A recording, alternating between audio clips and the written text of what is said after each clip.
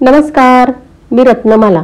स्वागत आहे तुमचे माझ्या मी रत्नमाला या यूट्यूब चॅनलमध्ये.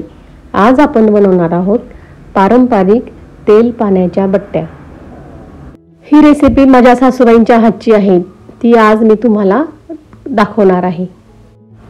यासाठी आपल्याला लागणार आहे मक्याचे पीठ, गव्हाचे पीठ, खाण्याचा सोडा, तीळ, जिरे, ओवा, दही, मीठ, तेल आणि कोमट पाणी. बट्ट्यांसाठी मी अर्धा किलो मक्याचे पीठ आणि 1 पाव गव्हाचे पीठ असे प्रमाण घेतलेले आहे. सर्वात आधी खाण्याचा सोडा आणि हळद या पिठात एकत्र करून घेणार आहोत. त्यानंतर शेजारीच असणाऱ्या कोमट पाण्यामध्ये जिरे, ओवा आणि तीळ थोडी मऊ करण्यास ठेवणार आहोत. त्यानंतर शेजारीच पिठामध्ये दही, मीठ आणि थोडे तेल टाकून पीठ चांगले एकत्र करून घेणार आहोत. पीठ भिजण्यापूर्वी 10 ते 15 मिनिटे चांगले हातावर रगडून घ्यावे. त्यामुळे बट्ट्यांना एक मऊपणा येतो. या तेल पाण्याच्या बट्ट्या मी तुम्हाला 2 प्रकारे दाखवणार आहे. एक वाफेवरच्या आणि दुसऱ्या तेल आणि पाणी याच्यात उकडून घेतलेल्या.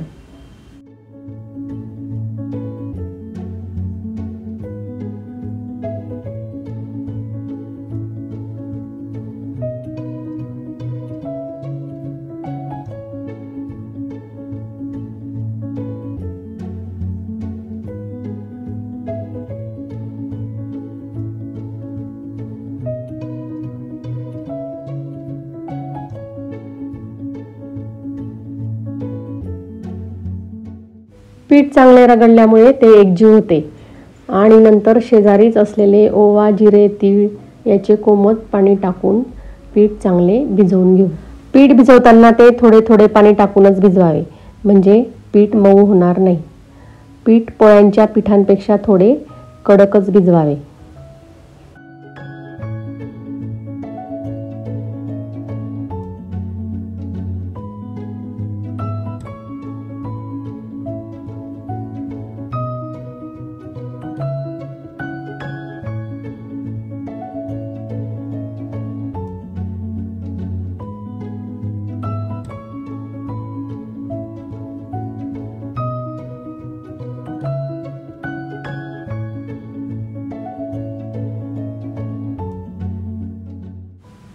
पीठ भिजून झाल्यावर 10 ते 15 मिनिटे ते झाकून ठेवावे आणि नंतर बट्ट्या लाटण्यास सुरुवात करावी. सर्वात आधी चाळणीला तेल लावून घ्यावे आणि बट्ट्यांची एक मोठी पोळी लाटून घ्यावी. नंतर या पोळीला तेल लावून त्याचा रोल करावा आणि त्याचे बारीक तुकडे करून बट्ट्यांचा गोल आकार द्यावा. आता या सर्व बट्ट्या याच पद्धतीने आम्ही करून घेणार आहोत.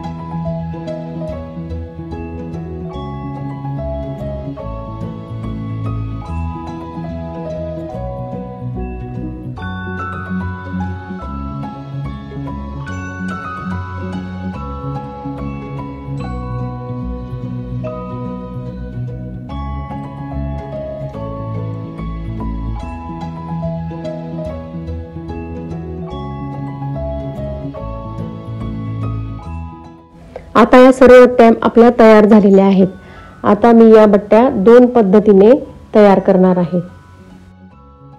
सुरुवातीला एका कढईत पाणी घेऊन मी या बट्ट्या वाफेवर ठेवणार आहे आणि त्यातील काही बट्ट्या शेजारीच एका कढईत पाणी ठेवून त्यात अर्धी वाटी तेल टाकून बाकीच्या बट्ट्या त्यात शिजवून घेणार आहे.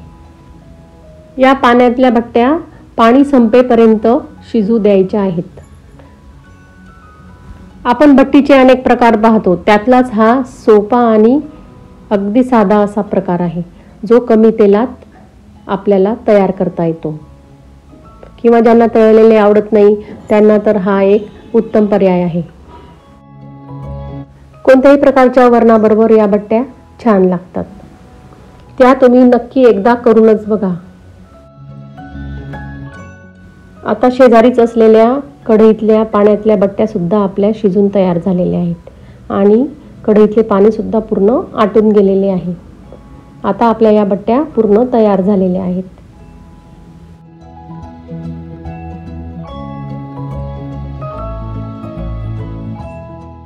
आता आपल्या या वाफेवरच्या बट्ट्या सुद्धा पूर्ण शिजून तयार झालेल्या आहेत. बघा त्या किती आता मऊ झालेल्या आहेत. नुसत्या तूप टाकून सुद्धा या बट्ट्या छान लागतात. या बट्ट्या तळण्याची सुद्धा गरज राहत नाही. हे बघा आतून किती पोकळ आहेत या बट्ट्या.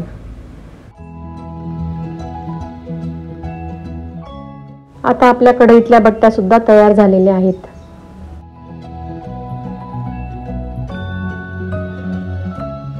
आता बघा आपल्या दोन्ही प्रकारच्या बट्ट्या तयार झालेल्या आहेत. त्याचे मी आता तुकडे करून घेणार आहे. या बट्ट्या या पद्धतीने करून फ्रीजमध्ये 3 ते 4 दिवस सहजच राहतात.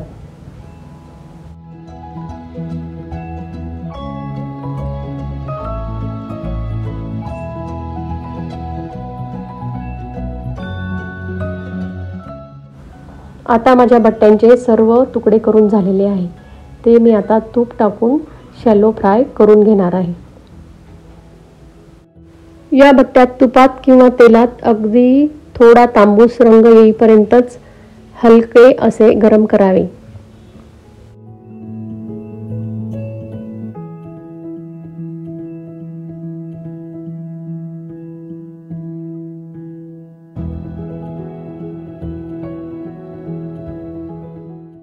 आता मी वाफेवरच्या बट्ट्या सुद्धा तूप टाकून हलकेच शॅलो फ्राय करून घेणार आहे.